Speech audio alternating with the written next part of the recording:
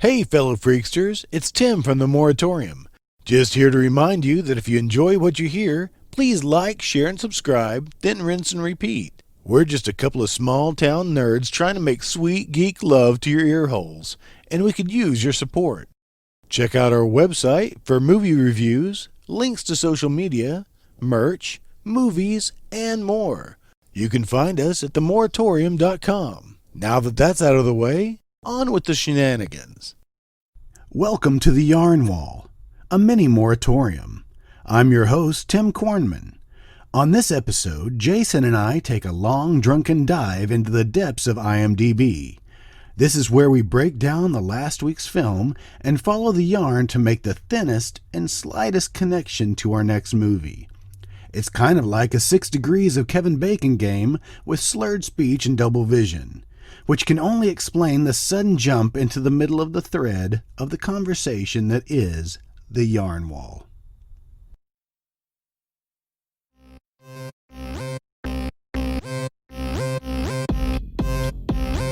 Fucking David Caruso. Sandy! His balls are hanging out. And why aren't you grabbing at him? Hubba bubba. Hey, you're welcome, you know? Hey, there we go. That's looking good. Looking good in the neighborhood. Look at those buttery levels. Just want to spread them on a biscuit. So you stayed up last night and took notes? Yeah. I'm excited about next week's movie. Oh. So I kind of did some homework that I didn't need to do, but it was a joy doing it. So Yeah? You want to just tell the audience what the next week's movie is, and we'll just go from there? Go about our business? Wow, that would be breaking all conventional... I mean, I can. I mean, we just get right into it. Just get, like, knee-deep in it right off the bat. Or we could just say, next week's movie is Mac and Me and Good Night. That thing looked like a ball bag. That thing. Abe Vigoda's ball bag. Mm-hmm. They push a kid in a wheelchair like off a cliff in that movie. Remember that? No. He has a very disturbing, because he's in a wheelchair, I think, isn't he? He's disabled, the kid. The me. Yeah, you're right. I've only seen it like once, like way back, but... And that was enough? It shocked me. I was like, hey, they're really going to roll that differently abled kid off a cliff. That takes some balls. Let's do the more conventional opening, and then we'll see where that takes us. You mean 12 minutes from now? Yes. Plus, don't we? Do we have any like unfinished business from Without Warning? I feel like maybe there was something. Few things to talk about that are really indirectly related to Without Warning. Okay, good. One thing I want to say is I watched a little bit of it after we did the episode. Mm-hmm. I don't know. I think we kind of like yada yada yada through some of the like, especially like Martin Landau, like dropping some exposition and stuff, you know. Mm-hmm. I went back and listened to some of that crap, and it's just nonsense. And he is overacting to a point where it is so... I mean, he really got into that character. Just... I wonder, was he overacting, or did he just get so deep he believed it? I don't know. I don't know. That's a good question. He's scary. You know what? I mean, like, it's just a strange-looking man. I thought he did a phenomenal job. And did it change your opinion of the film when you went back and looked at these things? I mean, I know you didn't really care for it as much as you had hoped. There just wasn't enough there, you know? The little flying hair biscuits. I call them whisker biscuits. Did I not say that last time? Man, that would have been Whisker biscuits? It literally was like a whisker I'll edit it in. Just say whisker biscuits like Please 6 times in different voices for me right now. Use all of your editing powers to edit all of this back in. But yeah, not enough alien. Yeah. I guess is what it really didn't. Yeah, fell short on the alien. When the box showed more of the alien than the movie did. Yeah, exactly. Maybe if the alien had some action sequences. Instead of just standing there like a big dope. The only real thing he did was throw the whisker biscuits. I just want to say that again. I don't know how they... I think we saw him throw one, and he actually threw it like a frisbee. Yeah, right. Yeah. Like maybe that's just a game on his planet, like stoner frisbee, like frisbee golf, cornhole. Yeah, right. Maybe that's cornhole to him. Cornhole's a disgusting word too, by the way. Yes, it is. That means something else back in the day. All right, let's get into it. Hey, welcome to the Yarn Wall. I'll be your host today, Tim Kornman. And every day. Oh, okay, yeah. I mean, not just today. This is my last episode. I forgot to tell you. Yes, oh my I'm God. Relinquishing my duties. Duties. I've had enough. I've had enough of these crappy movies. Wow. You're just going to watch like Lifetime movies from now on? That's it. That wouldn't be bad. That is at Hallmark Channel all the way. Every time I go over to my mom's, she's watching a Lifetime movie, and today she was watching one with Leah Thompson. Oh, yeah. And she looked great. Let me guess. She was a victim of a date rape, and she's coming to terms with... She became instantly pregnant. She birthed out a full-sized man. Yeah, full-sized man. Oh, wait, no, that was a different movie. Right? Not one of those half men. You are Jason Walker. Yes, that is true. That remains true from last episode to this one. So at least I got that going for me. All right. And I've got a lot to talk about because I pulled double duty this week. I just want to say duty again. Mm-hmm. And it wasn't necessary, but it was necessary. Mm-hmm. And we'll find a way to get through my load of crap. The path that you've taken for this? It's like I had multiple personalities in working on this episode. I have a lot of kind of unrelated things to kind of drop in, so this will be just a potpourri on Jeopardy. Or potpourri. That's what I always called it. I'll take Schwartz for 600. That's S words. Yes, Schwartz. Schwartz. We talked about Sean Connery last week, didn't we? He's like 90-something. I saw that he just had a birthday, like 91 or something like that, yeah. I'm going to leave this without warning open because I'm going to need it a little bit later, maybe. So you do your thing. What's on your mind? I was looking into Without Warning, just trying to find some weird connections, and I think I was just clicking around on Neville Brand. Love clicking around on Neville Brand. He was unabashedly the star of this movie. Yeah, he really, I mean, you look at him and you're like, my God, he's like a Greek god, just chiseled features, chisel slipped a few times. And his 2 minutes of screen time in this film were captivating. Yeah, it's like he's just did some heroin and he's just about to float off. He was a movie called Scalawag. He played Brimstone and Mudhook. Ooh, both? Yeah, I guess so. Is it a Kirk dual role? Douglas was in that.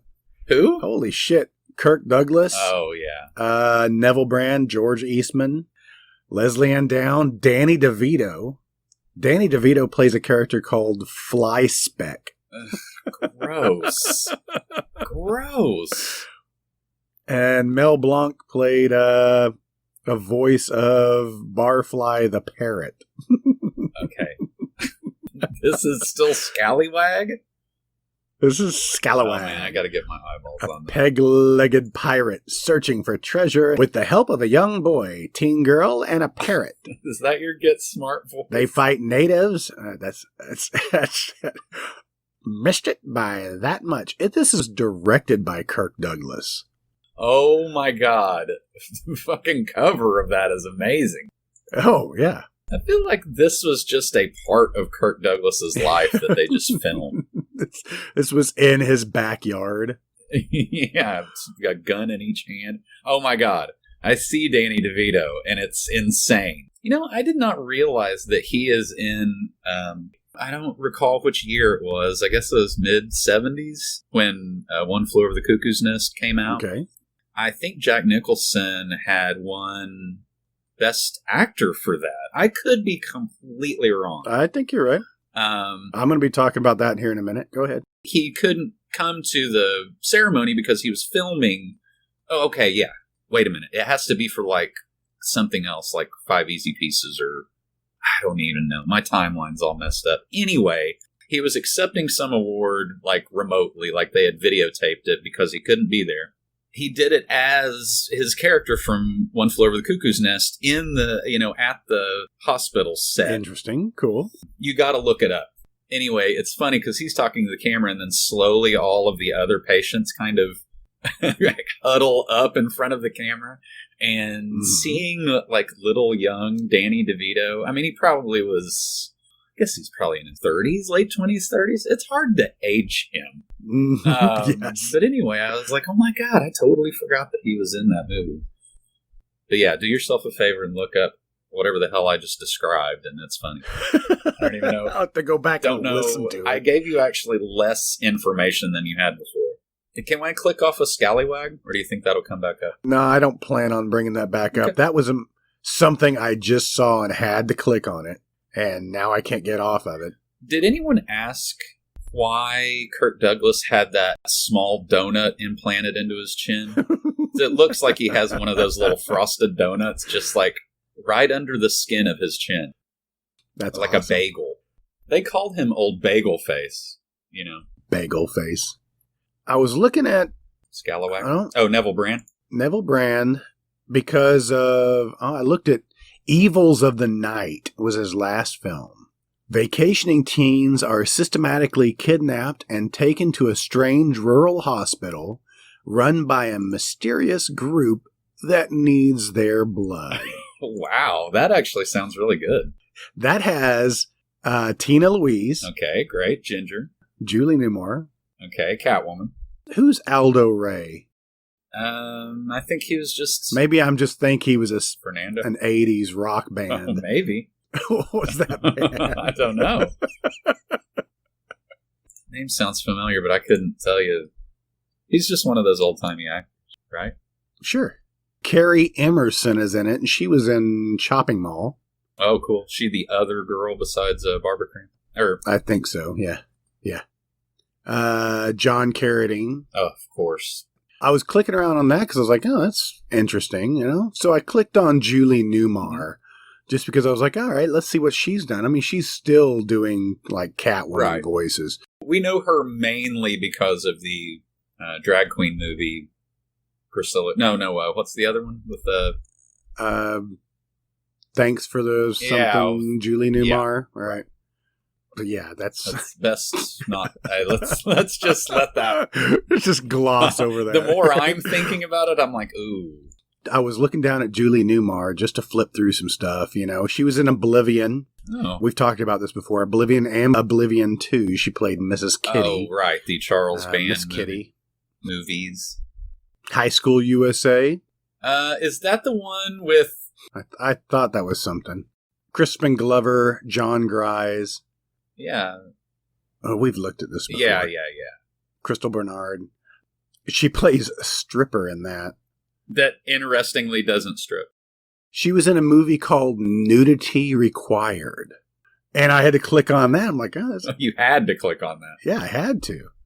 It just has Troy Donahue and really not... Pamela Bach Hasselhoff? She has to be married to David. No. Oh, my God. She's from Tulsa, Oklahoma. So, Nudity Required was directed by John T. Bone. Okay, now now you're just having fun with this. You'd think I was making up stuff. So I clicked on it, and yes, he is a porn director. So you watched a porno for Yep. material for this. For my deep dive. Okay. I didn't know we could do that. Now that I do. Cue the music. It shuts the door but opens the window somehow. So he's known for such beloved films as Butt Banger's Ball. I don't like that. What's a Nice Girl Like You Doing in an Anal Movie? Sergeant Pecker's Lonely Hearts Club Gangbang. Okay. That one's fake. You just made that one up. And I wish I had, because that's hilarious. I will not look that up. I'm just going to say no. No. Granny Bangers. Okay, now we're talking.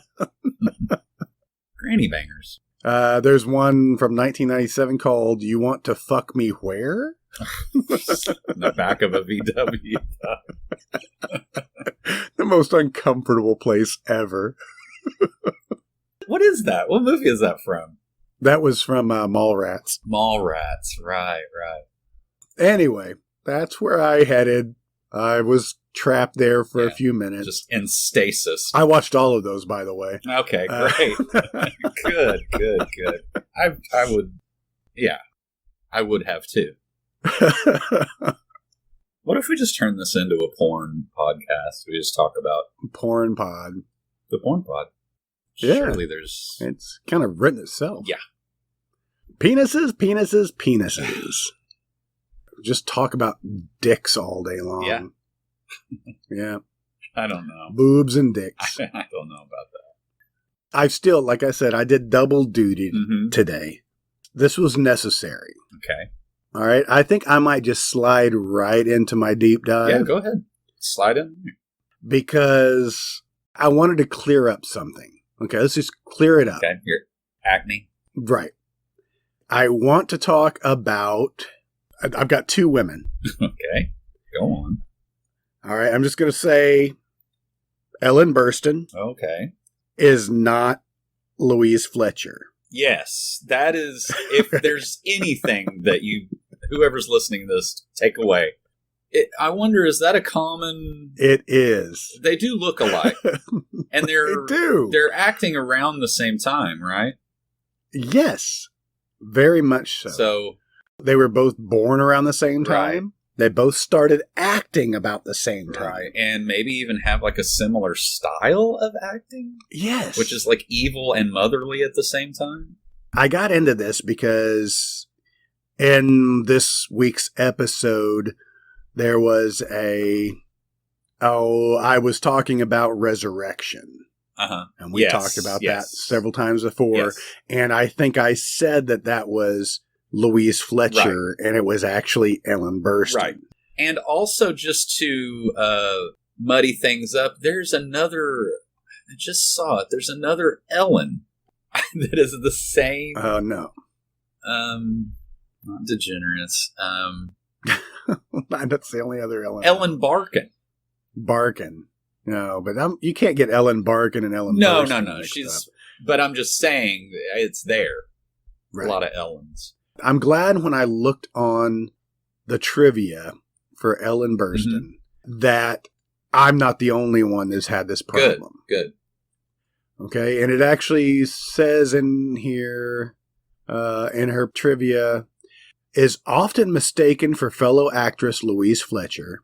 People tell her she was great in One Flew Over the Cuckoo's Nest, for which Fletcher won an Oscar. Right. Fletcher reports being told frequently that she did a wonderful job in one of Ellen Burstyn's roles. Right. And it's I'm not the only one. This goes on forever, Wow. I suppose. I made that mistake. Of course, I edited it out. You have all the power. Yes. I make no mistakes. There are so many similarities between their acting careers that it's so easy to get confused. So let's start with, you remember Louise Fletcher was in Flowers in the Attic. Yes. And that was a disturbing movie. Yes. It really was. Probably the first movie I saw her in. I would think, because that was Really? on HBO all the time, and All the time. I'm sure I'm sure I saw that before One Flew Over the Cuckoo's Nest. Probably the same thing here. So, Flowers in the Attic was a 1987 Victoria Tennant, Christy Swanson. Yeah, right. That was Christy Swanson. Yeah, and it was disturbing. Yeah. It really was. I mean, and I was at an age where I don't think I really got it. You know, that's how young I was when I was. I mean, I just don't think I understood the incest part of it. Mm-hmm. Which was fine. But that was better fine. with not knowing that. Was fine. That's hot. So, Flowers in the Attic, 1987. Guess what? Ellen Burstyn was in the TV movie in 2014 of Flowers in the Attic. Okay. Oh my God. Now you're just purposefully fucking me up. Muddying the waters. But I think she went on. I guess there's a whole... they're doing them all, I guess. There was Petals on the Wind. I don't know if she was in If There Be Thorns, but they were doing all of those. And who wrote those books, by the way? Who was that? V.C. Andrews. V.C. Andrews. Yeah. No, I've never read a V.C. Andrews book. I've read Flowers in the Attic, and I think I read part of Petals in the Wind, and I'm like, that's enough of this. And I think I took him to a burning. Yeah. Oh, yeah. Virginia C. Andrews, or V.C. Andrews, died in 1986. Oh. And I think they're still producing books under her name. So she's become kind of, Yeah, they do that, you know. It's like slap their name on it, but then it's just this, like, you know, they just pump out these books, multiple writers, and, you know, I assume that's how it works. So, but Louise Fletcher, okay, we're going to start with her. She's at 136 credits. Wait, I'm sorry. We've moved on from Ellen Burstyn to Louise Fletcher? No, we're going to flop back and forth. Okay. I'll get them both open here. Just get out your pen and paper and just keep scratching obscenities. Fuck you, Tim, you bastard. I feel like this is a drinking game. Yeah. Is it Louise Fletcher? Is it Ellen Burstyn? Is it Ellen Barkin? And actually, I think Louise Fletcher's film history I'm more familiar with than I am Ellen Burstyn. I think Ellen Burstyn did more of more conventional movies, and Louise Fletcher did kind of some oddball stuff. Right. But I remember Louise Fletcher from... She was in Brainstorm with Christopher Walken. Get this, though. So Ellen Burstyn was the mom in The Exorcist, correct? Yes. Wait a minute. Yes, for sure. Yes. Louise Fletcher was in The Exorcist Part 2. God. I mean, this is like, why? Is there going to be a test on this at the end? Because I'm not going to do very well. I'm already like, it's 2 tabs behind here. Yes. And it goes on and on. That must confuse a lot of people. I mean, before IMDb, that had to be just like impenetrable to figure out who was who. And they roughly kind of look similar even, you know? Yes, they do. Like, I clicked off of one because I thought it was... I'm having problems over here because of the Ellen Louise conundrum. Louise Fletcher, around the 80s, did a lot of different stuff. Like Once Upon a Time in America. And I think her scenes were actually deleted. Oh. Okay, because I do not remember her in that movie. She was in Grizzly 2. Oh, the one that they, like, can't release. We've talked about it before. It has Charlie Sheen. Who else? It's like a famously lost movie. I don't think they finished it. Laura Dern, Deborah Foreman, John Rhys Davies, and George Clooney. Right. We call him the Cloonster. But yeah, I thought they just released this recently. I just read something, and I probably wasn't paying much attention, but I thought that there was a big, there was some reason that they... Did it become like a video nasty? I think that something happened, like they changed directors in the middle of it. For whatever reason, it was never finished. So they just had a bunch of footage but no real story. Right. That they maybe now have piece something together. Molded into some type of... So 1980, Louise Fletcher was in Mama Dracula. That really went nowhere. I just wanted to say that. Like a blaxploitation? Nope, you would think. A female vampire must bathe in the blood of virgins in order to stay alive. Ooh. So already we're going to have Louise Fletcher in a bathtub. See? Damn it. It's hard now. And I'm not just talking about, you know. The trouble is that virgins are in short supply nowadays. This looks like crap. Oh, yes. That looks like the worst thing I have ever seen. She looks great in it. Mm-hmm. But everything else about it is awful. That guy looks a lot like Ben Schwartz, and I'm assuming it's a guy. It could be a girl. So, around the same time, she was in a movie called Strange Behavior. Okay. All right. I clicked on this. I watched the trailer for it. I guess it was also called Dead Kids. It sounded very interesting. A scientist is experimenting with teenagers and turning them into murderers. This was written by Bill Condon. Okay. Oh, Billy. It's got Dan Shore is in it and Fiona Lewis. Dan Shore, I clicked on him. And he was Billy the Kid in Bill and Ted's Excellent Adventure. Oh, yeah. You're with me. I recognize him from a few things. But maybe just Bill. Oh, no, Tron. Exactly. He's the other guy in Tron. Yes. He's kind of the, kind of prick when, he gets there. And So, Fiona Lewis, she was in Inner Space. She was the Dr. Margaret. Wasn't she just hanging around with Kevin McCarthy? Right.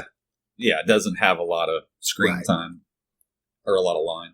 So, but anyway, Strange Behavior. I watched the trailer for it. It looks kind of interesting, but it's like, they were brainwashing, or they're actually killing the children and bringing them back as zombies, but they're murdering people. Oh my God. I know exactly. I had to see the cover of it. And I think that I've come across this before because it sounds so much like Disturbing Behavior. Exactly. Strange Behavior, if you look up just a little bit more, Strange Invaders was 1983. Okay. Which also was writer Bill Condon. Okay. Which that one had Nancy Allen, Louise Fletcher. Hey, look, Fiona Lewis. Hey, look, Dan Shore. It's like, Weird. And Paul Lamont, the guy from American Graffiti. Yes, okay. I clicked on him and saw his picture. And he's been in 2 movies that I know. He was in that, and he was in a horror movie. He was in the original Puppet Master. Yeah, that dude was big back in the day and then disappeared. I mean, I'm not saying Puppet Master isn't a good movie. I'm not saying that, but Strange Invaders. I have not seen that in a long time. And I started flipping through the pictures. I don't think I've ever seen it. Well, I think my problem is getting it confused with the Tobe Hooper movie, Invaders from Mars? Yes, is that what it is? I'd hate to start another tab. Dude, we might have to do that movie one of these days. Because it's crazy. Invaders from Mars was 1986. And yes, that was Tobe Hooper. Do you know that Paul Lamont translates to Paul the Matt? So I got that going for him. I got a translator. Lamont. So anyway, back to Louise Fletcher conundrum here. I was flipping around on a bunch of that. Remember, she was in Firestarter. Hey, she was in Invaders from Mars. Oh my God. This is getting... we're going to have to call someone in to help us with this. So, I just clicked off of Invaders from Mars to see that she is in Invaders from Mars. Boom, now it's right back in your face. She was in Two Moon Junction, too. Remember that? I don't think I've ever seen that.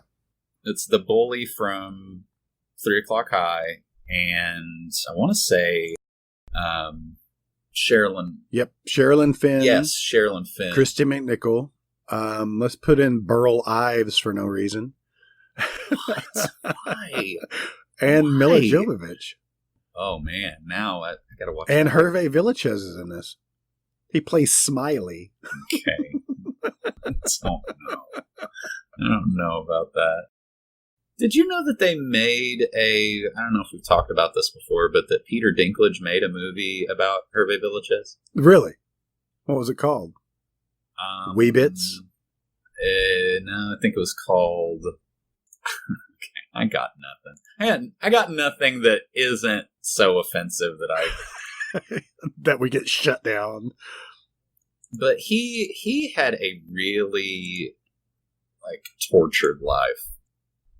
We'll have to do something on him one of these days.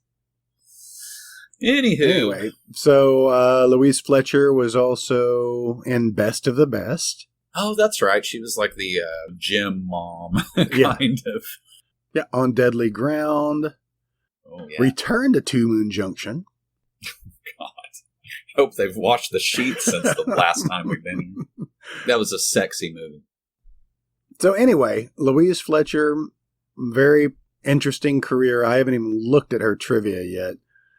Just flipping back and forth between her trivia just gave me even more of a headache. Yeah. So what do you think? You're saying that Ellen Burstyn and Louise Fletcher, their careers kind of mirrored each other, right? Like they were in the same type of movie at the same time. We're going to have to do some genealogy charts or something to figure out. Was once cited for reckless driving in 2000 when she slammed into a police officer near her Virginia home. I feel like rich actors get chip in the sauce. 4 DUIs, and on that 5th one, it's like, okay, you're actually going to have to come to court for this one. We'll let those other ones slide, but because they're all alcoholics. Let's go to Ellen Burstyn then. Let's just look at Worf's face for a while. Oh wait, yeah. Sorry, that was Deep Space Nine.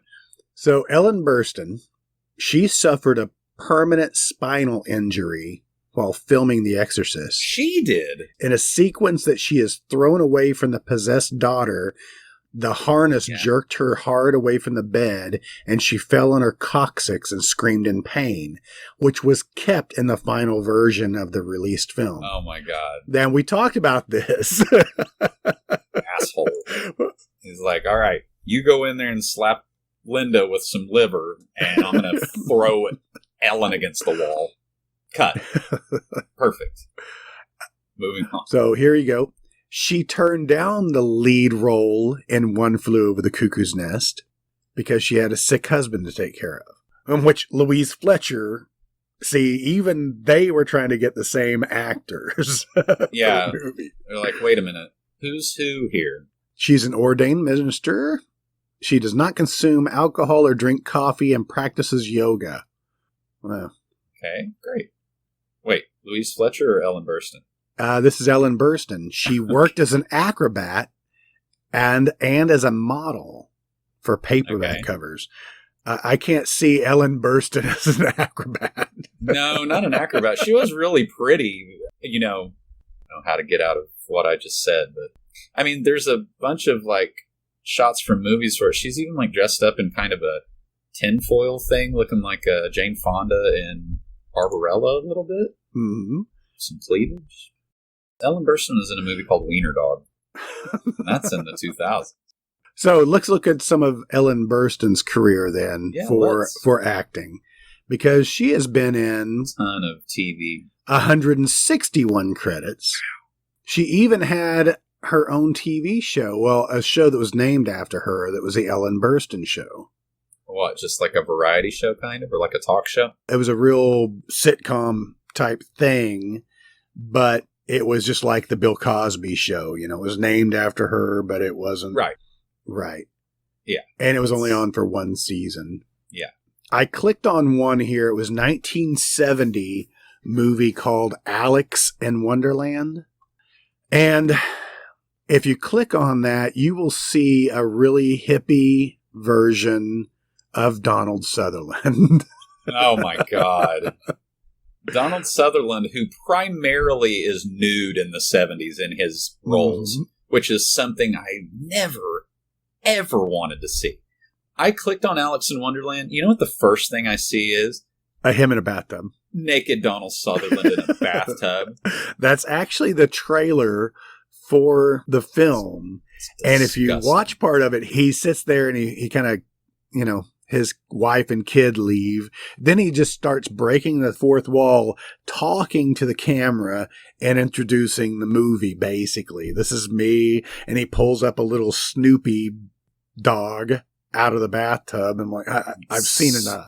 So offensive. His big wet beard. His big wet 70s beard.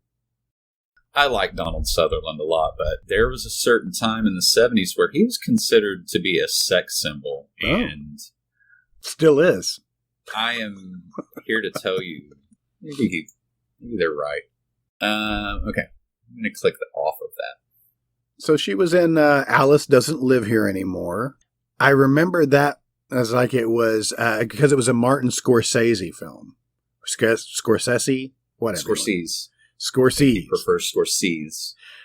Just change it every other year. That's fine. Mm-hmm. Fuck it.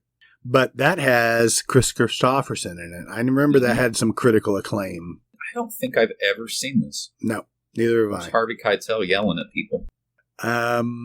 Same time next year. I remember that. Yeah. That was Alan Alda. Oh, by the way, Vic Tayback is in Alice Doesn't Live Here. Oh, right. Just get that right out of the way. Is there any way that we could make a feature that's a play on his name, like Vic Playback? Or you keep going and I'll come up. I'm going to go through some. Keep working on that. Yeah. Just take some more notes. Okay. Yeah, the Ellen Burstyn Show is 1986 and 1987. Okay. It says the Ellen Burstyn Show, but she played a character by the name of Ellen Brewer. Have Ellen Burstyn and Louise Fletcher been like, it almost seems like a, what do they call that? Like the police protection, like the witness protection program? Oh. Yeah, like they kind of, I don't know. I'm still not sure that they're not the same person. Right. She was in a TV movie called Pack of Lies, which is apparently what we're going through right now. She's in a movie called The Cemetery Club that was really big, that also had, Bernie Casey in it. Diana. Oh, yeah, right. She's in a lot of movies with Diane Ladd. I don't know why, but that's like the second. It also has Danny Aiello. Yeah, I saw that. Christina Ricci was in that. She's like a baby? No, well, that was 1993. Oh, 93, okay. So, anyway. Where are you going with all this? These are just my deep dives. I just did double duty.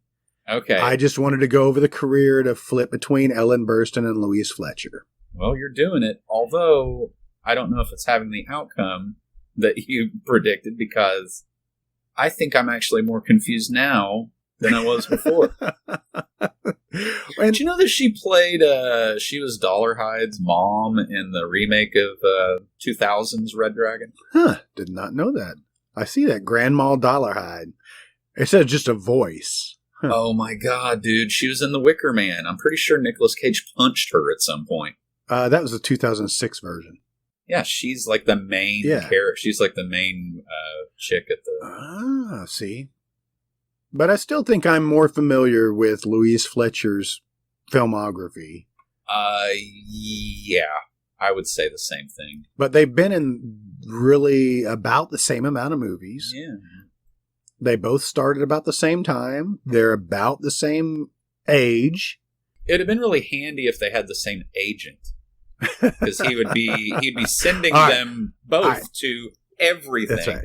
So and whoever got it, they just get the... I've got Ellen Burstyn. Yeah. How do you feel about an Ellen Burstyn? No. How about a Louise Fletcher? Yeah. Academy Award winner Louise Fletcher. Yeah.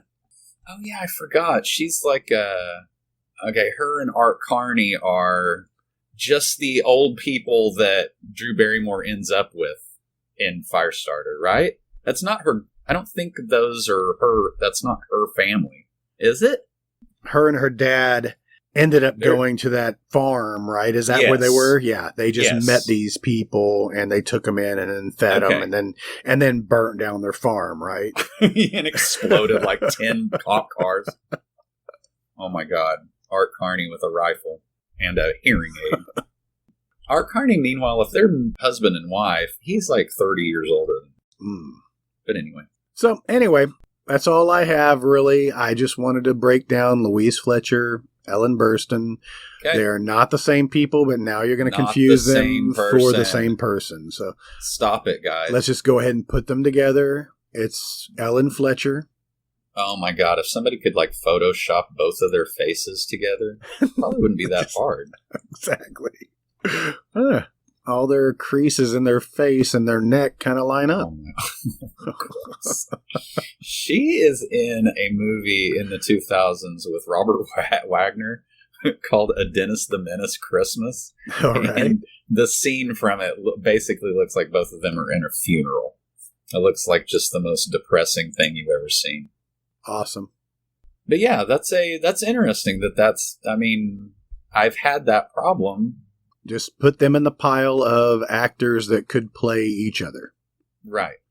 But she definitely was in The Wicker Man, and Nicolas Cage definitely punched her at some point. Awesome. She can take a punch.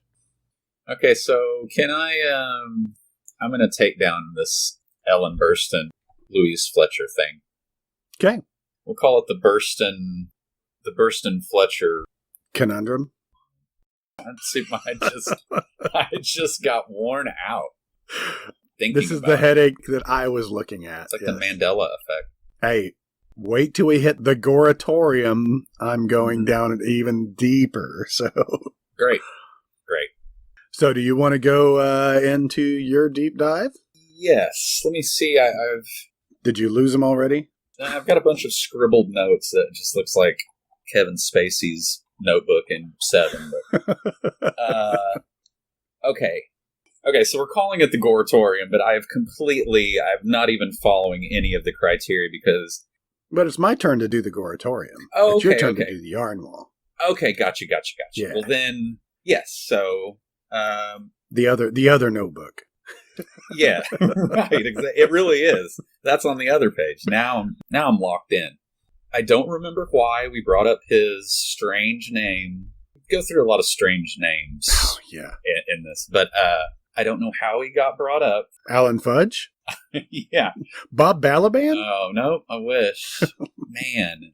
I had him written on my list. But you did bring him up last week. Like 3 or 4 weeks in a row. But anyway, for whatever reason, we were talking about this guy the last couple of weeks, and just another guy with a strange name, Clu Gulager. Ah, yes. Let's talk about Clu Gulager. He was born in Oklahoma. Mm-hmm. He was born in Holdenville. I have no idea where that is. I don't either. I kind of looked it up, but it's in Hughes County.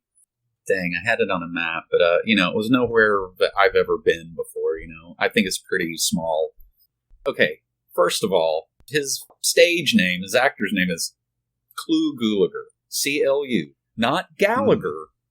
There's no H in there or anything. Clu Gulager. And it says on IMDb that his father called him that because of the Clu birds around their house. No, I've never heard of that. That's not made a thing. Up. That is not a thing. His dad was obviously an alcoholic because that is not a thing. His middle name is Martin. So his dad called the Clu birds. He called Martin's Clu bird. This is even more frustrating than the fucking Louise Fletcher thing.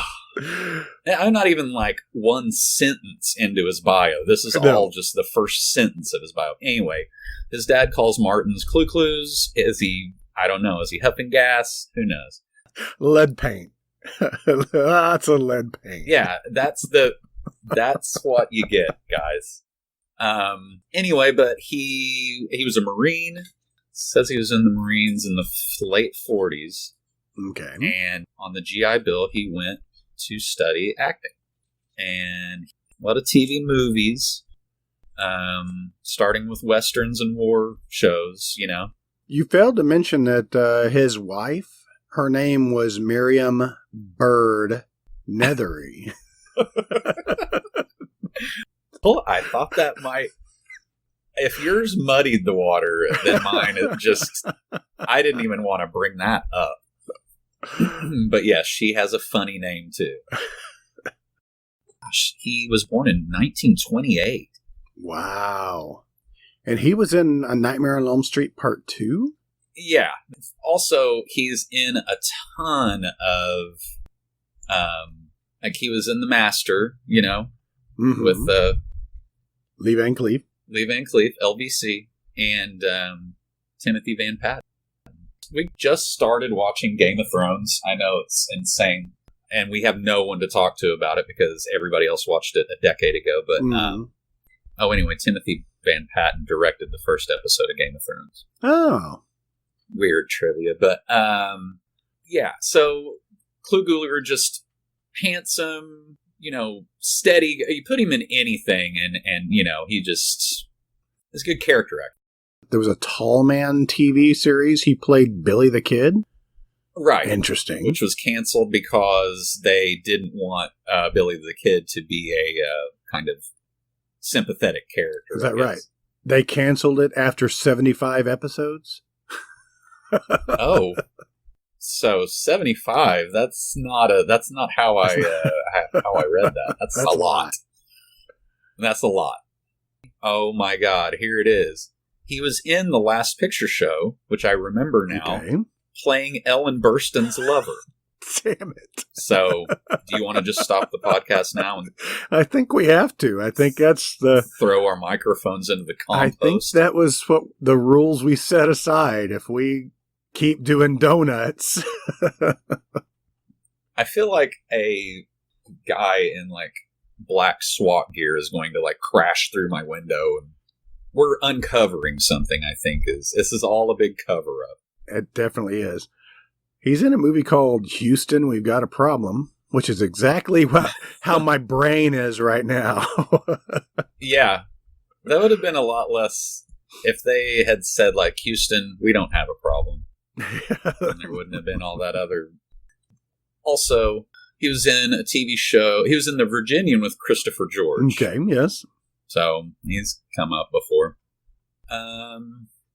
But anyway, so what we really want to get to is he played an amazing character in Return of the Living Dead. That's right. Got to see his name. His name's Bert. Bert and Ernie. That's right. Yeah. And, oh God, who's the assassin from Weekend at Bernie's? Right. Don Calfa. Calfa. Yeah. So, also he was in Tapeheads, this one, which we brought up last week. Seems like he plays a lot of bad guys. He was in a movie called San Francisco International, which is just like boring movie about airport fucking politics and shit. But he was a really laid back cop in that. So, oh man, he was in Automan, which nobody believes me was an actual show, but it was. He was in a movie called From a Whisper to a Scream, 1987. Yes. It was written by C. Courtney Joyner. God, I can't say his name. Right. Which also starred Terry Kaiser, who played Bernie in Weekend at Bernie's with Don Calfa. Right. And just layers and layers. Yeah, you know, a lot of people, or at least from renting it from the video store by my house, is known as The Offspring. That's the title that I rented it under. And then they changed it. I don't know what the deal. I never read why they changed it to From a Whisper to a Scream. Because it reads, in a small Tennessee town, a historian relates 4 horror stories to a reporter. That's all you get. That's all you get. It's pretty weak. I don't even remember those segments. I don't even remember like the wraparound and stuff. Hey, Cameron Mitchell was in it. Oh God, of course it is. I usually like those over the top, character actors from those old movies, but Cameron Mitchell, I guess it's his face. He's just got a big face. Here's Lawrence Tierney. How do we know him? Oh, that's right. He is the guy Reservoir from Dogs. Reservoir Yeah. Dogs. Toby Wong, Toby Chu. Toby Wong, fucking Charlie Chan. Yeah, anyway, From Whisper to a Scream, holy shit. If you guys have not seen that, it's a great All right. Vincent Price looking like he's 100 years Let me old. write that down. Nope, I just saw the scene. Yes, that is, I'm right about it. It used to be called The Offspring. Okay. I see it right there. It's right beneath the title. And it has a amazing story about a guy that's on the run from the law in like the Everglades or something. And he finds this old man in a shack where he can kind of lay low for a little bit.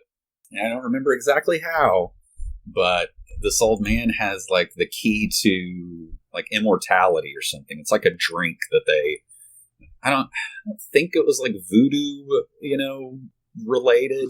So not something like Serpent and the Rainbow? No, nothing like that. It was more, I just don't remember exactly how and why. But so he ends up betraying him, and just like all these little anthologies, that's like a morality tale, basically. He gets the drink, and then he and the black guy go, out on the swamps, like hunting something, and he pushes the guy out of the boat and assumes he's like eaten by an alligator or something. Okay. Then the guy who has also drank this elixir comes back, looking like Ted Danson in Creepshow, bubbly voice and like crap hanging off of him, and proceeds to tie the guy down, chop off his arms and legs, and set him on fire. But he's already taken the drink, so he is still alive. And the last shot is him in like a hospital bed, and the doctor's like, I don't know, anybody else would have, he has like these cataclysmic injuries, and it zooms in on him, and he just has one tear that wow, you can see his eyes through the bandages. I mean, I watched that when I was like 13 or 14, and that was some pretty rough stuff. Yeah, I want to see it. I have not seen that. Oh, you gotta. Yeah, he's in a segment in that where he has like Coke bottle glasses, and I don't remember that. Well, Clue has a son. Yes. John Gulager. Which I was. Who. Yes. I kept up with him really well because of Project Greenlight. Right. Which was Ben Affleck and Matt Damon's. What channel was that on? Bravo I have or something? No idea. Well, anyway, they only did 2 seasons of it. 2 or 3. And then it was, I don't even remember what the other movies were. But yeah, so he was rewarded with...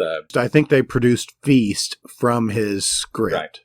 Which, the original Feast, which had Clue Gulager, Clue was in all 3 of the Feast movies. Right. They were just total over-the-top, gross, gory. It definitely took me a couple of watch-throughs to... not that I didn't like it the first time.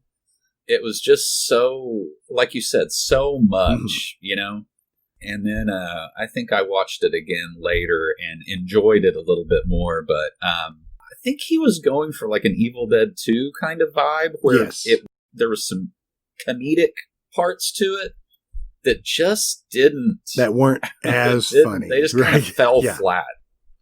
Right. How about that?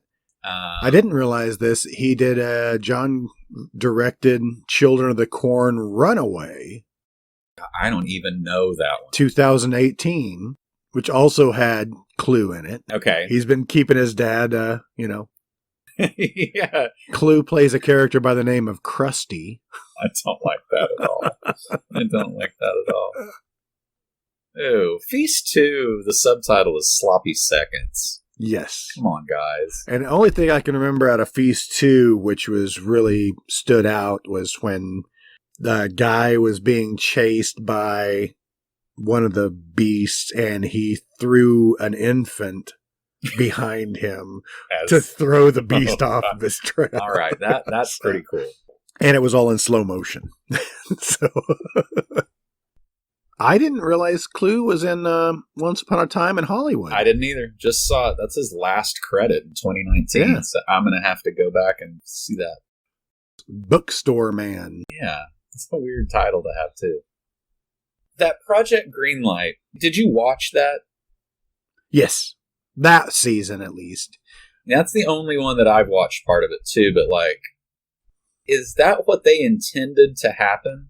Make this, like, gory, just crazy, over-the-top horror movie?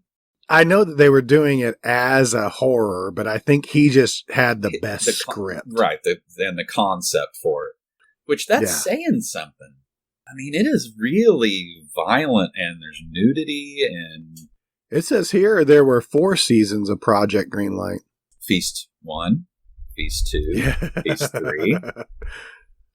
The last season was in 2015.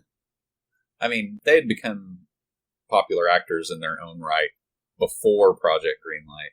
Mm-hmm. I just wonder if they meant it to be like, that another Good Will Hunting was going to pop up or something, and then Clu Gulager's son showed up and fucked up the whole thing. Oh, he was also in a movie called Clue 2: Electric Boogaloo. I guess that's the sequel to something. He was in The Willies. We brought this up a few times. Are you familiar with that movie? Well, only because we talked about it. Right. I don't remember it. I don't either, and it had a ton of people in it. But we talked about it. I think that's how I got to Class of 1999. It was through The Willies with Joshua John Miller. Right. But Sean Astin, and it has kind of a Goonies vibe to it. What year? This is 1990. So, right. Yeah, James Cameron was in it, who was also in Return of the Living Dead. And Doug Benson, I think, that's his first acting credit. I think you mentioned that before. Yeah, because like I did not realize he was in that. Yeah, he's just in the background as a zombie, I think. The Uninvited, that's not the same. No, I thought it was. No, but that is a great on Clark. Oh my God. That's what you guys wanted. The truth. Uninvited, 1987. A cat infected with a genetically engineered virus escapes from a lab. The mutant feline goes on a killing spree and finds his way aboard a yacht owned by a shady businessman who's invited a group of young people to hang out. Oh. Starring George Kennedy. Yeah. Yeah. And co-starring George Kennedy's IBS.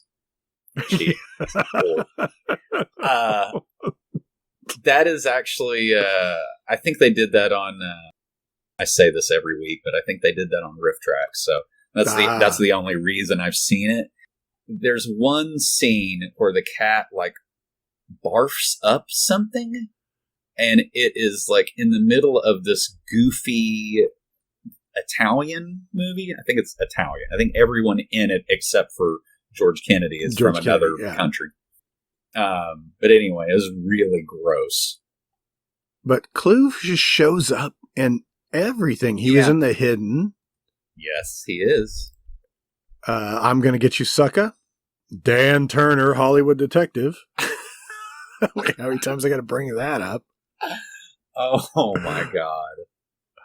Oh my God. My heroes have always been cowboys. He was in Puppet Master 5. Kung Fu: The Legend Continues, the series that they did I guess a few years after. Many years after. That's in 95. Yeah, 1995. Yeah. Which still had David Carradine. Did it? Yes. It was on for 4 seasons. I guarantee you the David Carradine that they got for The Legend Continues and the David Carradine from Kung Fu are a lot different. I'm not going to go into detail, but I think that they weren't getting what the Born On date had been. I don't know how else to. Yeah, he was in Beavis and Butthead. I saw that. As Mr. Anderson's war buddy. Walker, Texas Ranger, great. Dr. Quinn, Medicine Woman. Anyway, I like Clu Gulager. He shows up in his Bert in Return of the Living Dead is amazing. Oh, yes. I mean, that's got to be my favorite movie with him in it. It says here he revitalized his career in the 1980s in scores of horror flicks that took advantage of his ever-growing, wild-eyed eccentricities. Yeah. That's so hard to say. Eccentricities. That is a hard word to say. Yeah. I'm looking through. I've always wanted to do this, and I never think to go back and do it because I'm just watching the movie. But Linnea Quigley, during that scene in the rain where they call for more paramedics, you know, she is nude and completely white, like clown white. And she kind of walks seductively in the rain up to the paramedic that's gotten out, right? She bites into his head, and the scene is really quick, so you think that you're kind of like, you're not sure what you're seeing. But they have a still on IMDb, and whoever has a mask on with their face like completely elongated, you know? Okay. It's just a weird effect because none of the other zombies do that, you know? It's just for like a split second, you see where her mouth is like twice the size that it normally is. And it is a very effective, disturbing image. What image, what number? Number 20. Oh, I see it now. Interesting. I knew that they added something to it. It's just on screen for so short a period of time that you just... Mm-hmm. She almost looks like from House. Yeah, a little bit. The big, yeah. Yeah. Okay, and Clue's members only jacket is pretty fucking rad too. A tan members only jacket. Yeah. I also love Don Calfa's kind of tracksuit. He's like almost a Hollywood, you know, like a what's a word that's not derogatory? I can't think of one. He looks like a pimp. Return of the Living Dead. Must see for any serious horror fan. Because I love comedy in my horror, and that one rides that perfect line. Dan O'Bannon script. Mm-hmm. I guess Nightmare on Elm Street 2. I want to go back and see Nightmare on Elm Street 2 to pick him out, but it kind of looked like maybe he was a teacher. I don't know. I don't know I saw Nightmare on Elm Street Part 2 at the theater. You know, that was before they got so much comedy into it. I think actually Part 1 maybe had more comedy than Part 2 Part 2 was like dead serious. Yes. And then they said, okay, this didn't really go over. Let's pump it up with Dream Warriors. I think that's what happened there.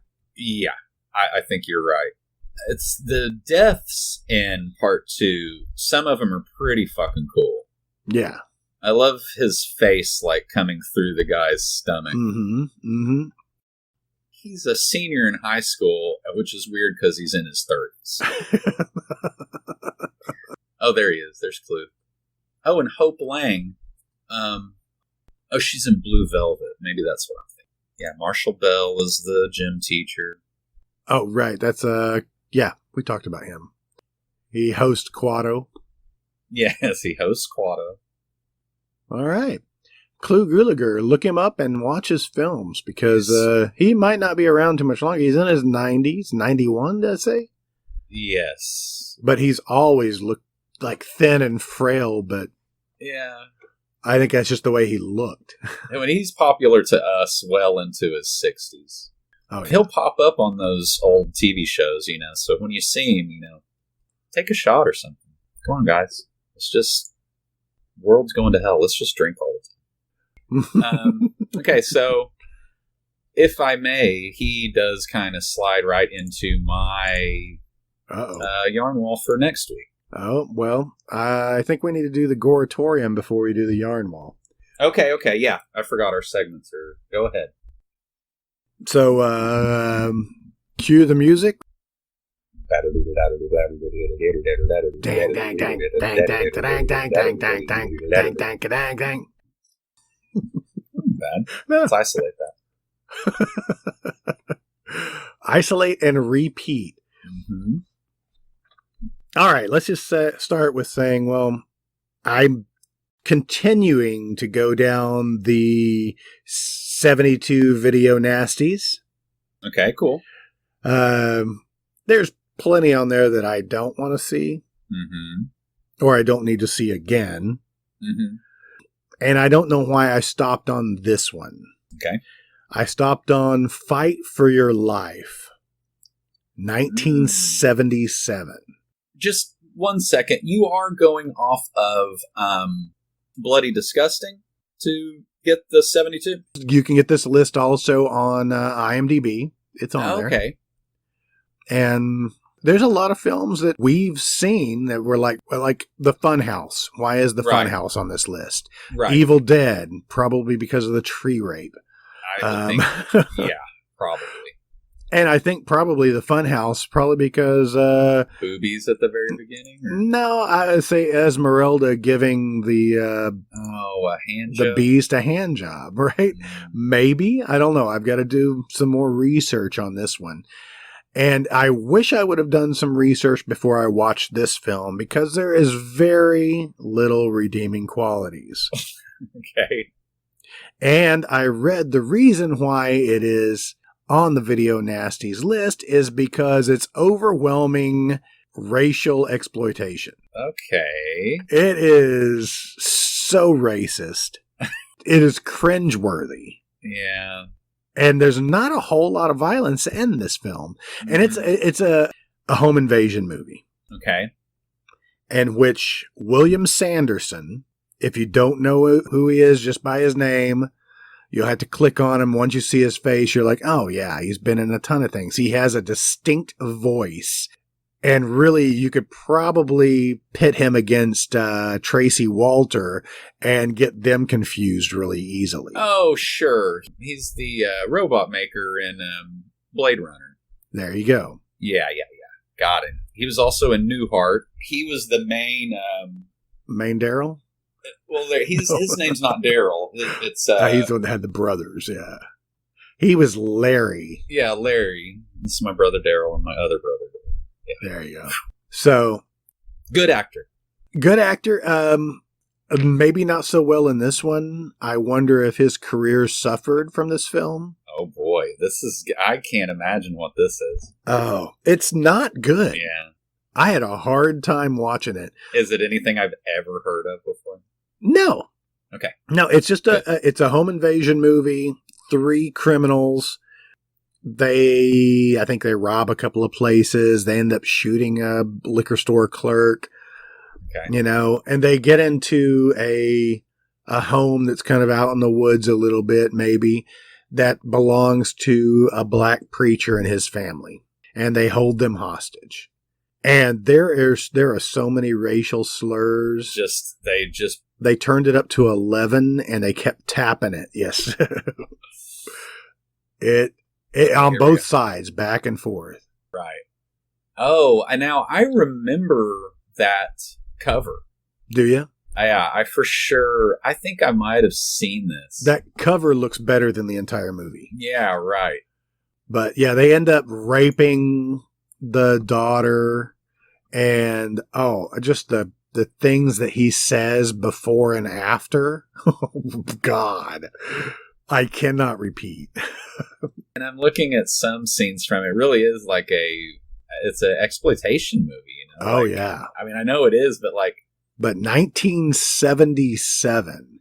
It says this film was rejected in the UK cinema in 1981 and later ended up on the 72 list of official video nasties based on its racism.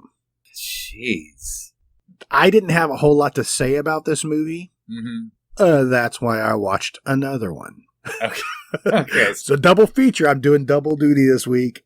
I am in overtime. Can we just do a mind wipe for Fight for Your Life, or do we need to keep that in the back of our mind? Sure. I will tell you notable, at least, scenes that would be for violence. Uh-huh. One of the guys chases a woman through the woods and is just tugging on her clothes. Actually, when they're not on camera and you just see a point of view camera, you just hear clothes just ripping. Okay, gross. And he just kind of throws her off of a cliff into a river.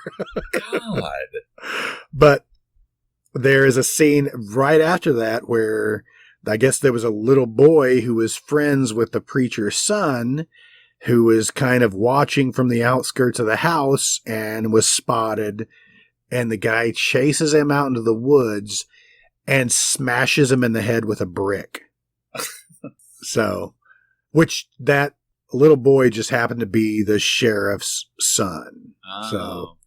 So the plot, it's the opposite of thickens. It gets like watered down. And the end scene where the black preacher shoots Sanderson in the neck and he goes flying back about 10 foot. Good. That is 20 seconds before the end credits. So he barely lands and then there's some song that comes on. I just feel like they would just like stop filming and just be like, I'm so sorry. I'm sorry that I have to say all this to you. That's the director's telling me to. It was not a good movie. And it's the director, it's the only thing he's ever done. Actually, it says the filthiest show in town. I don't know what that is. Now you've got me almost in a place where I have to watch it. Oh, no, really don't. Flip through it if you must, but there's no redeeming qualities. When you look on IMDb and out of the whole cast, only 4 have profile pictures, then you know it's not great. Know.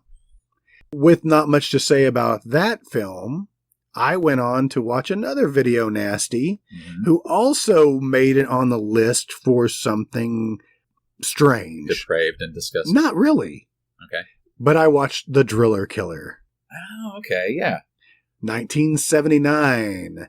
Abel Ferrara. Oh my God. This movie is hard to watch. Have you seen this? Oh, yeah. But it still has more redeeming qualities than Fight for Your Life. It's just so much of that, like, if I'm remembering it correctly, it's a lot like Henenlotter, like Frank Henenlotter. Okay, yeah. Just grabbing footage of New York, but like wherever all the grindhouse theaters are, it just looks like everything has a fine coating of like grease on it. And it is just, that's how I remember Driller Killer, is just everything was slightly dirty. And yes. And there's some scenes that go on and on. Looks like there was maybe half a script.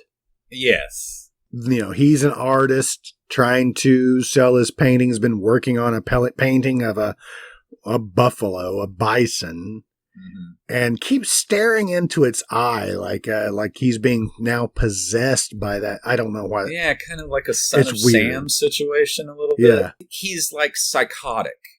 He's like having episodes. And it reads, an artist slowly goes insane while struggling to pay his bills, work on his paintings, and care for his 2 female roommates, which leads him to taking to the streets of New York after dark and randomly killing derelicts with a power drill. I'm just... Which wouldn't even become a thing, but he saw an ad for a power belt. A belt that just had, several battery packs on it that would allow you to use, power tools. And he goes around and kills people with like a 3/8 inch bit. I mean, it's not. And to be fair, a lot of the people are staying still long enough for him to do this. Yes. So. And there's a lot of blood. Yeah. Or fake blood.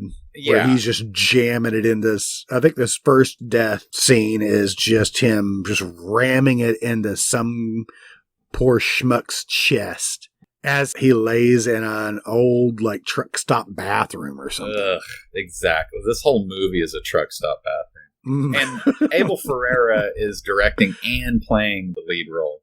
Yes. Which Abel Ferrara, if you look into his stuff, he has done a lot of things. He's directed 49 things. Yeah, King of New York. Yeah. Bad Lieutenant. Yeah. Body Snatchers 3. I don't know that one. Oh, we talked about this before. It had Gabrielle Anwar in it. Oh, okay. He did New Rose Hotel, which has Dario Argento's daughter in it. Mm-hmm. In just a pair of panties and a bra for most of the movie, I think. I think so.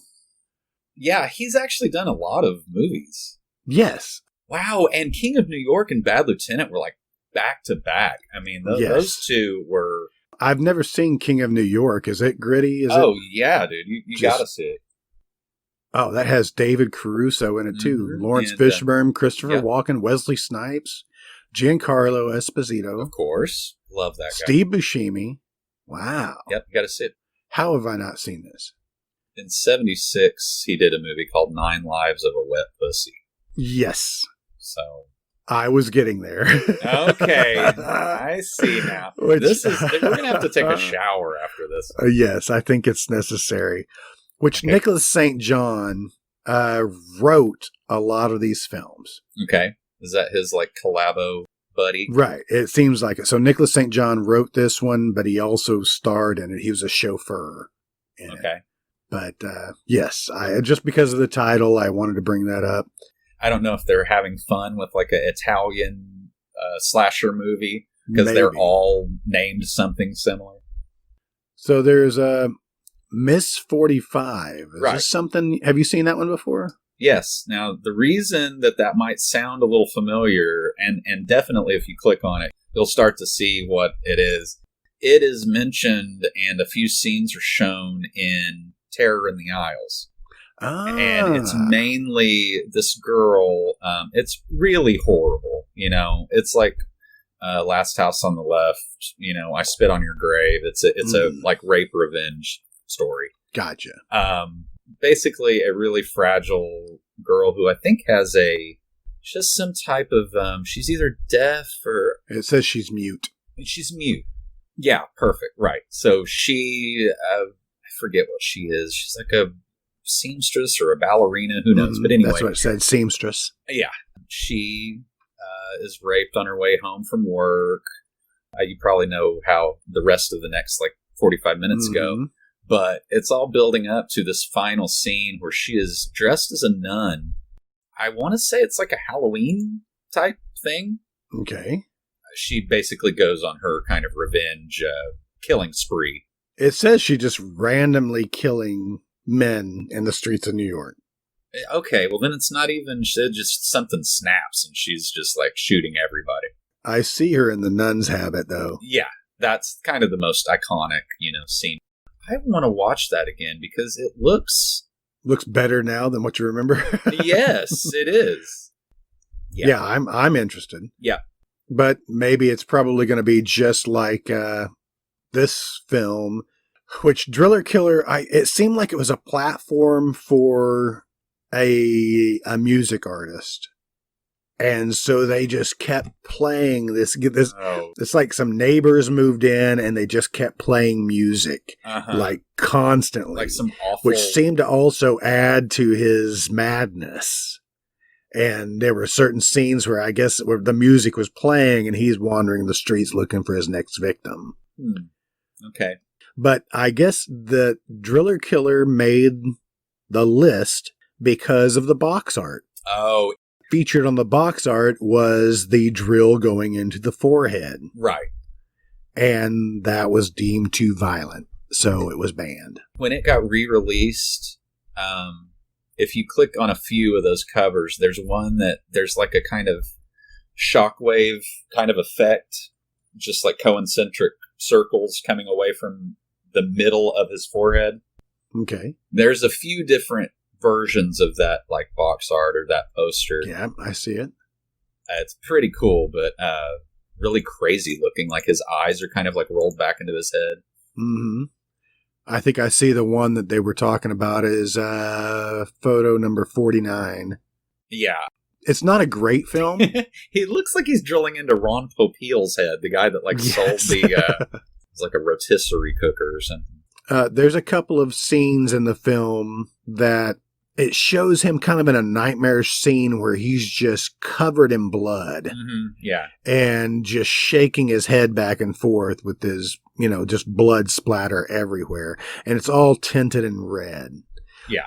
I believe that that scene was deliberately maybe cut, or they filmed it in a way trying to be artistic.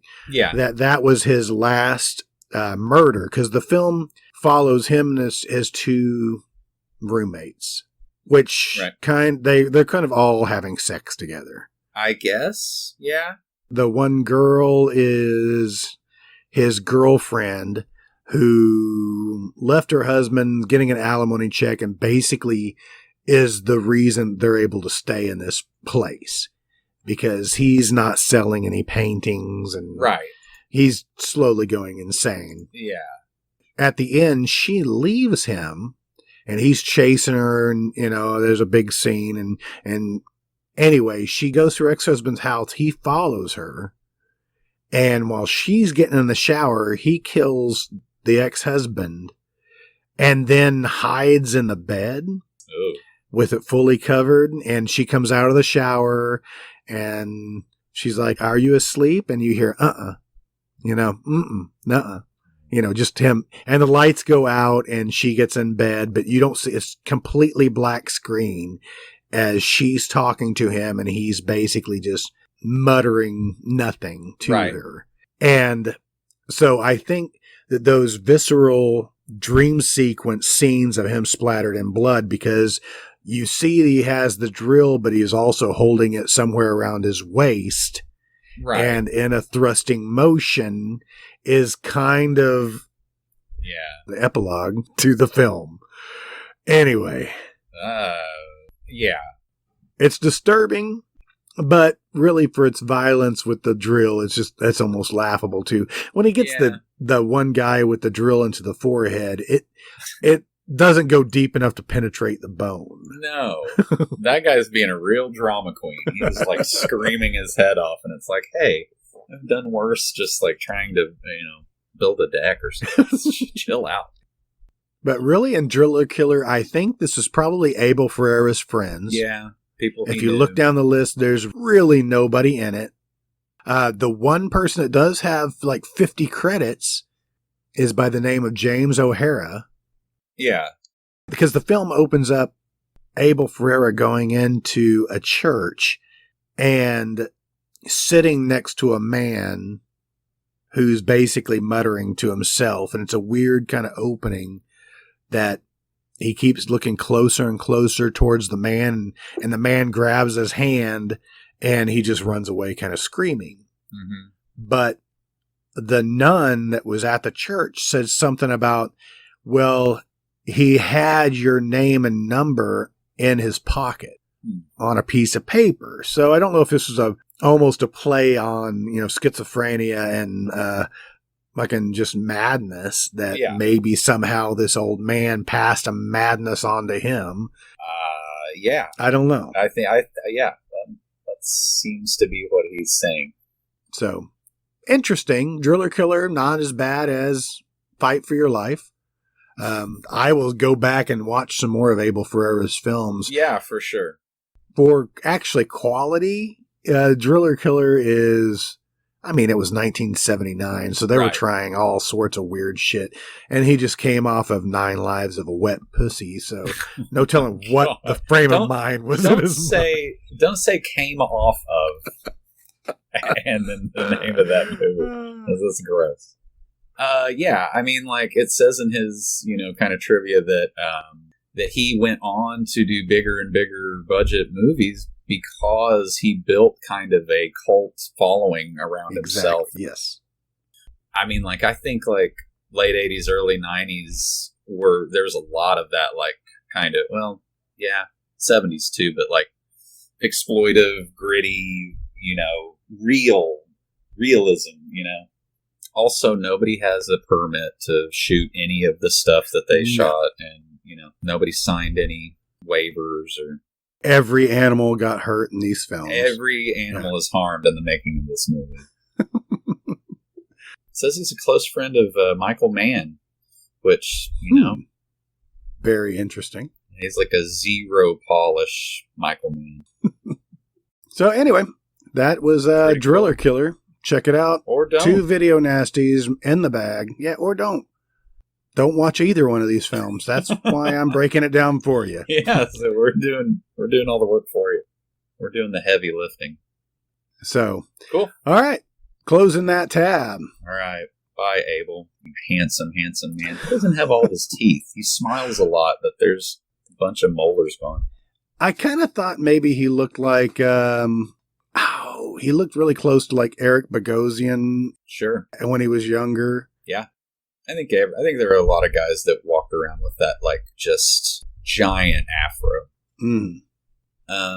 Eric Bogosian. That's a name that comes up a lot with us. I could not tell you. I can't pick out one movie he's been in. Think of one movie Talk Radio. Except for Talk Radio. That is the only one that I know of.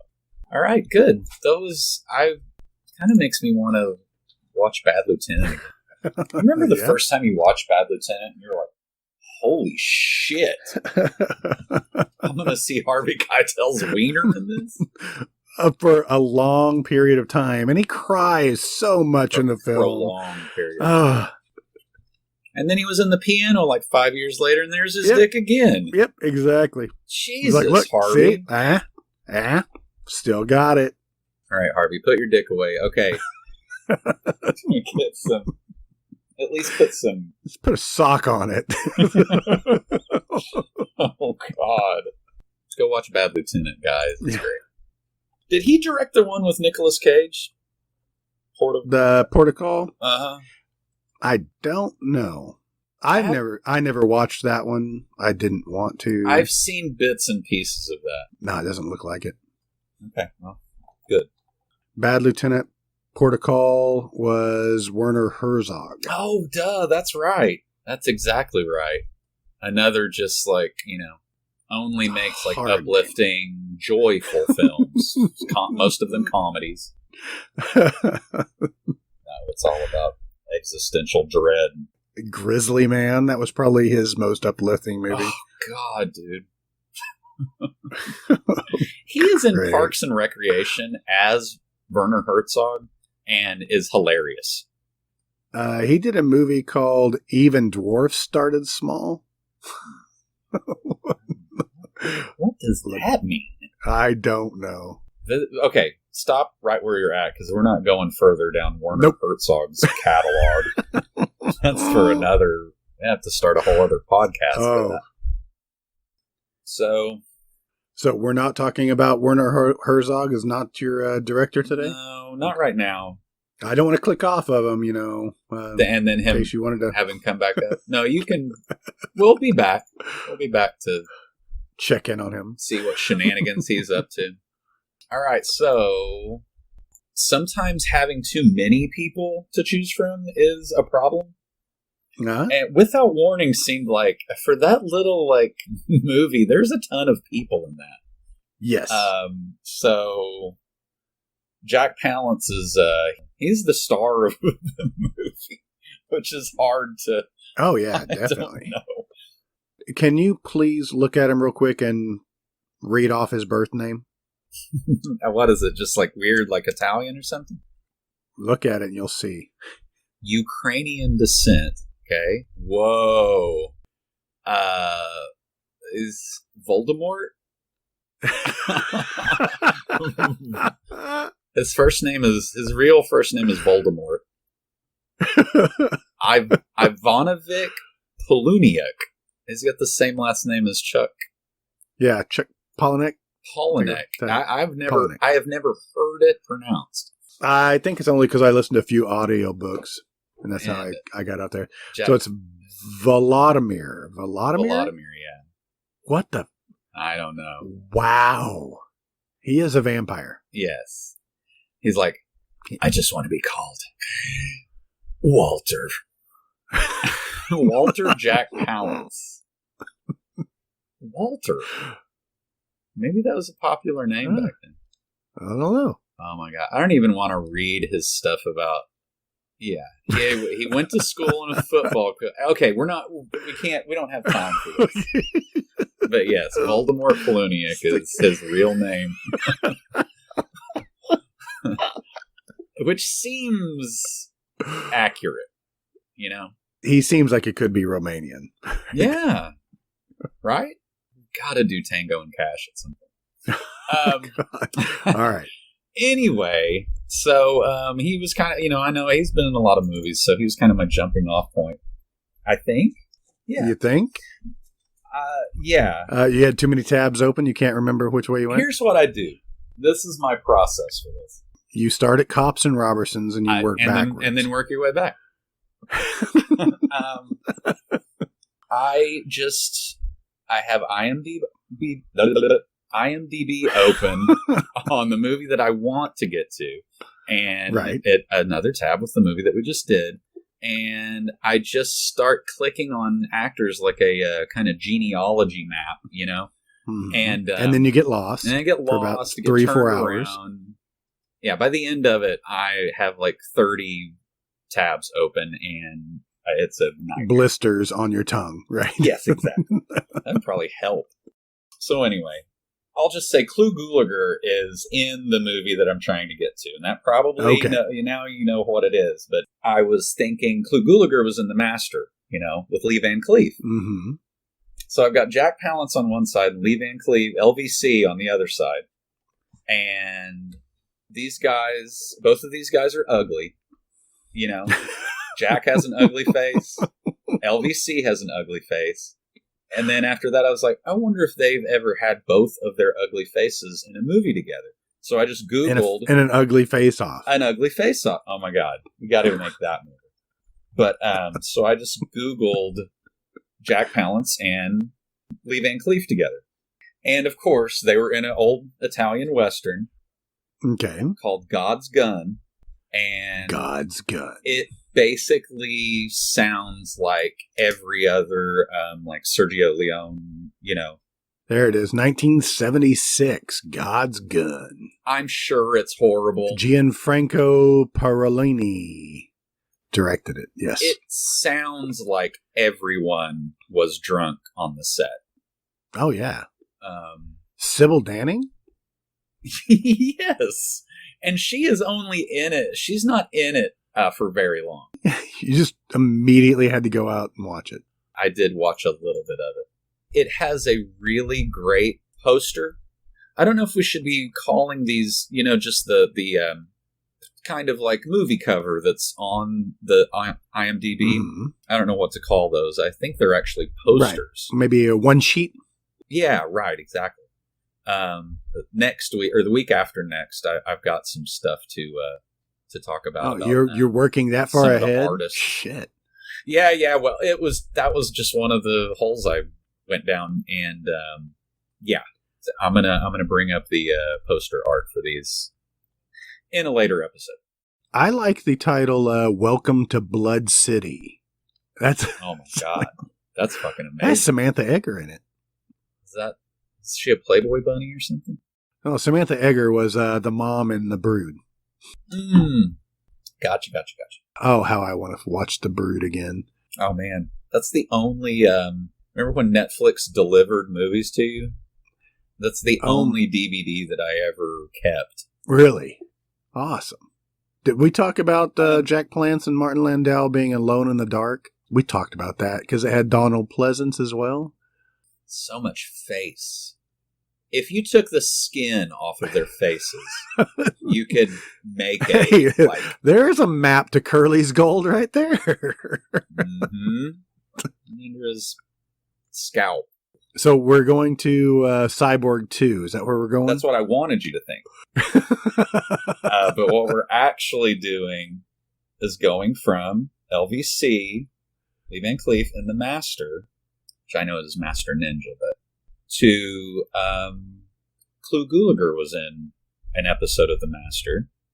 Yes. He played Mr. Christensen. Okay. It sounds like an evil name. And then Clu is in next week's episode, The Hidden. Since I already brought it up and tried to spoil it. Yes. Exactly. I didn't let you. I was wondering why you cut me off on that. I'm like, off. Yeah, you usually want to talk about this film. All right. Well, I love The Hidden. It's sci-fi horror. I know I've seen it. I don't remember any of it. Oh, good. I know they made a sequel. I don't remember ever seeing that. I have not seen the sequel. Yeah, so it's got Michael Nouri. It's confusing because he looks a lot like the sheriff in Twin Peaks. Okay. So I'm constantly getting him confused with that guy because now he's in The Hidden with Kyle MacLachlan, you know? Yes, I gotcha. Yeah, so Michael Nouri, he was in Flashdance. He was in... Wow, he's got a lot of credits. 132 credits. Yeah, he's in a lot of TV, of course. He was in soaps. He was in daytime TV. Young and the Restless, was a returning character for that. Inner Sanctum 2. I brought that up. Is that just like teens with restless leg I think syndrome or something, and he's trying to help them? No Escape, No Return. Nope, I thought that was something else. That's Maxwell Caulfield. Well, and also... I am so sorry. You got off. I'm going to slap myself for that. Hold on. Please slap yourself. That's why we need that soundboard that we're going to get. He was the 1990s Captain America. The movie? The Albert Pune movie. We talked about this before. Oh, right. Because I really kind of thought you were going to Hawk the Slayer this week. And no, not this week. That really is we need to have Trent or Kirk on that episode because they know way more about that. They loved that movie. Loved it. I finally got to see it and I was like, guys, this is a stinker. Anyway, Michael Nouri's in it. We'll talk about it next week. Claudia Christian, Kyle MacLachlan. And what do we know Claudia Christian from? What was she famous for? Holy shit, she has 143 credits. Wow. How do we not know her from? She does a lot of voice. She's in a lot of video games. Yeah, I see that too, but I haven't watched like any of these freaking movies. No, it says she's in Red, you know. Oh, that's not even the right movie. Nope, wrong one. She is familiar. I mean, she's in Babylon 5, but I don't ever... Oh, you know what? She's in Highlander. I think she's the... Oh, no, maybe not. She's just a random... Man, she was almost a lot of people. She was in Webster. She was a nurse in Webster. That's how we There know. It is. That's where we know and love her from. Or is it Quantum Leap? I swear I have not seen 3 or 4 of her movies, tops. Yeah. Oh, TJ Hooker. So anyway. Oh, Riptide? Okay. Anyway. She's in the movie that I was talking about. There's not a whole lot of faces in here that I recognize from The Hidden. You don't recognize Ed O'Ross? Oh, that meathead? Oh my gosh. I love that guy. He is, he's the one that Joshua burns his arm. Yeah. You guys are crazy, man. It's fucking crazy. That is the coolest fucking Gary Busey scene in history, is him burning his arm with that light. And Lethal Weapon. Let's just clue our audience in because we know what we're talking about. We know. Don't worry about it. And even if we do get it wrong, you'll never know the difference unless you look it up. Don't look up any of this. Yes, just take our word that we were just looking through IMDb and making a podcast. So you don't. That's have what we to. do. Right. That's our show. That's the show, basically. Lynn Shay is in this. She's like the third from the bottom. And Lethal Weapon? No, in The Hidden. The Hidden? Oh, okay. So read off The Hidden. Read it for our audience here. Let's see. It's very short synopsis here. Law-abiding people suddenly become violent criminals. A cop and an FBI agent race for answers in this sci-fi thriller. That basically tells you nothing. Literally nothing. Okay, so now tell our audience what it's really about. What it's really about is an alien that looks like a giant, like, dragonfly crawls into people you know. How do they crawl in? Through? You know what? Is it unclear? I don't really remember. Off the top of my head, I would say through their butt. But I don't think we ever see that. That's what I assumed, so. I don't want to give away too much, but like the scenes where the the thing, the alien is going in or coming out are really gross. So don't worry if you're thinking that this isn't going to be gross enough. It is. Going in and coming out. That's the tagline for this film. Going in, coming out, covered in a viscous fluid. The hidden. But yeah, so the alien, it's not bent on like world domination or anything. All it wants is to eat, listen to loud music, drive fast cars, and go to strip clubs. At least that's what I remember from them. I haven't seen it in many years. Okay. Because the alien gets off on it? It just wants to be a teenager? Unclear. Unclear. But I'm going to say it follows a very specific sci-fi kind of alien trope that we will talk about next week. But it happens a lot. We've already seen it in a couple of the movies we've talked about. Mm-hmm. So just going to leave it out there. Just going to stretch that line out there and see who takes the bait. Yep. But yeah, this was on. I feel like it was on cable, but I also rented it a lot back in the day. Because it's just fun. It's also an action movie. A lot of the like kind of set pieces are just cars blowing up and like crashing through windows and just things blowing up in general. All right. I swear I probably even saw this at the theater.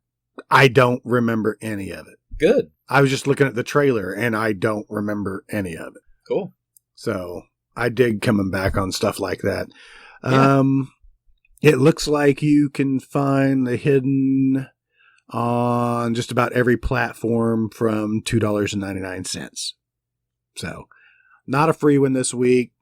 Spend a couple of bucks or not, and just exactly. Just listen to us. That's right.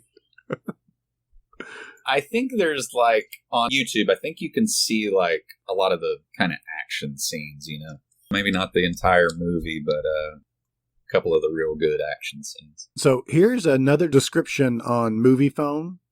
Okay, yes. Which says, when an average law-abiding citizen suddenly turns to a life of hedonistic behavior and violent crime, Detective Tom Beck, Michael Norrie, is tasked with helping young FBI agent Lloyd Gallagher, Kyle MacLachlan, to determine the cause in this tense sci-fi thriller. That makes it so much funnier that his name is Lloyd. Lloyd. That's just weird. So it sounds like a buddy cop film. Buddy cop, two-hander, sci-fi elements. I mean, what do you want from us? Yeah.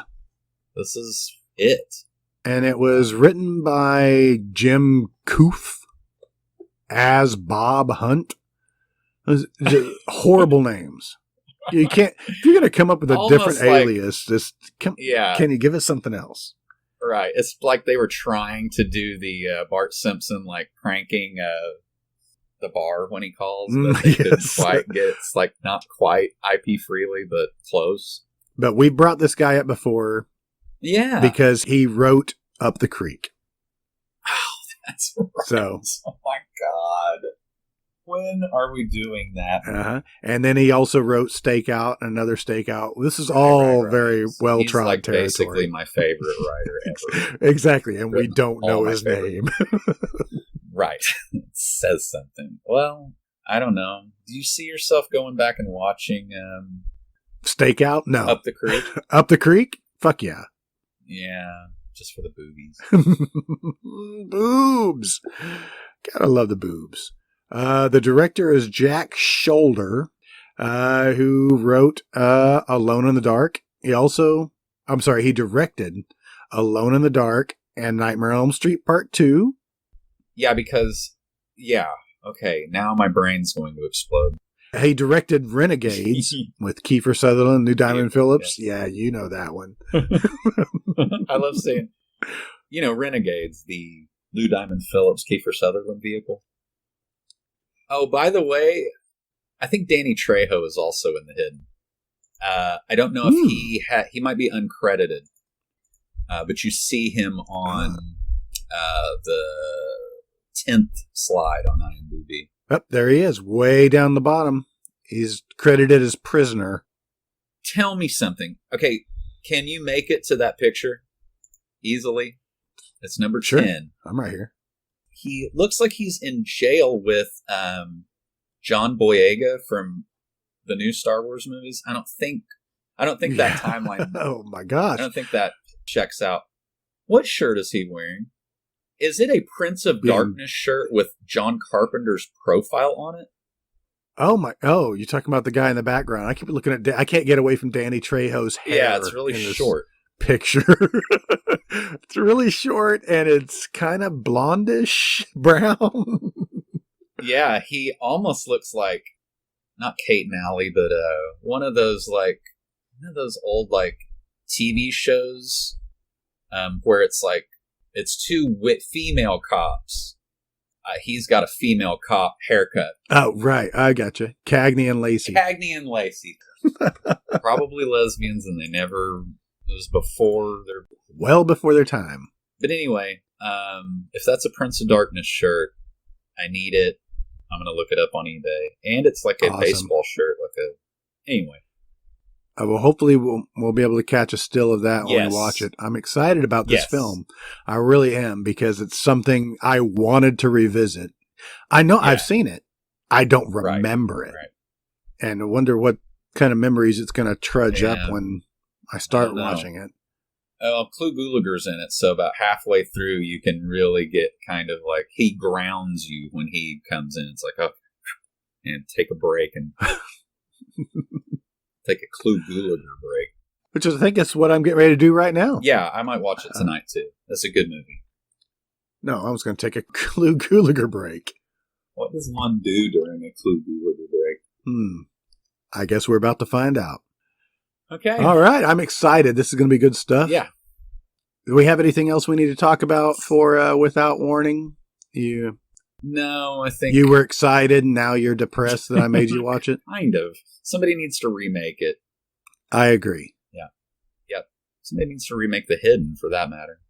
Well, now I want to see about The Hidden Part 2. Oh, see man. What are we talking? Same director, maybe? We'll talk about that more next week. Let's tell our audience our normal bullshit. Please check us out on social media. What do you say? Facebook group? Twitter? Yeah, Twiter. Twiter? Is that the new name? I call it Twiter.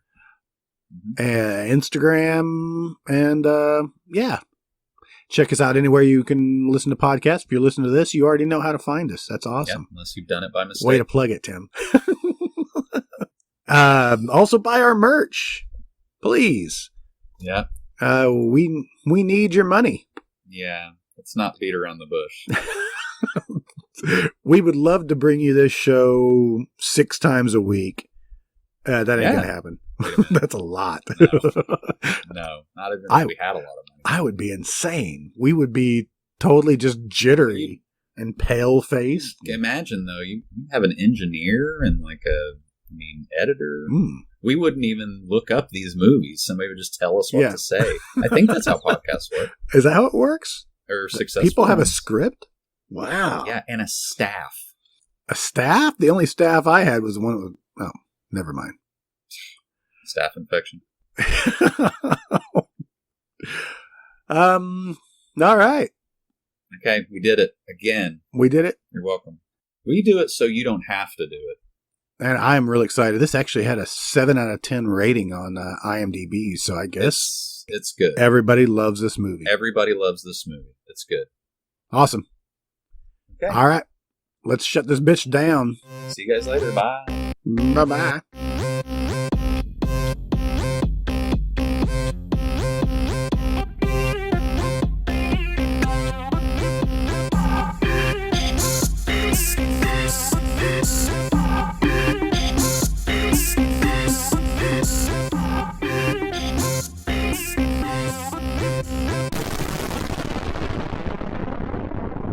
You've been listening to The Yarn Wall, an MT Cornfield production. Tune in next week for the 1987 sci-fi alien action thriller, The Hidden. You can watch The Hidden on most major platforms for as low as $2.99. Again, please like, share, and subscribe, then rinse and repeat. We appreciate your support. If you have any movie suggestions, or just want to tell us how much we really suck, you can contact us at moviemoratorium@gmail.com. Thanks for listening, and long live VHS. Can we get some more gaffer tape for David? His balls are hanging out.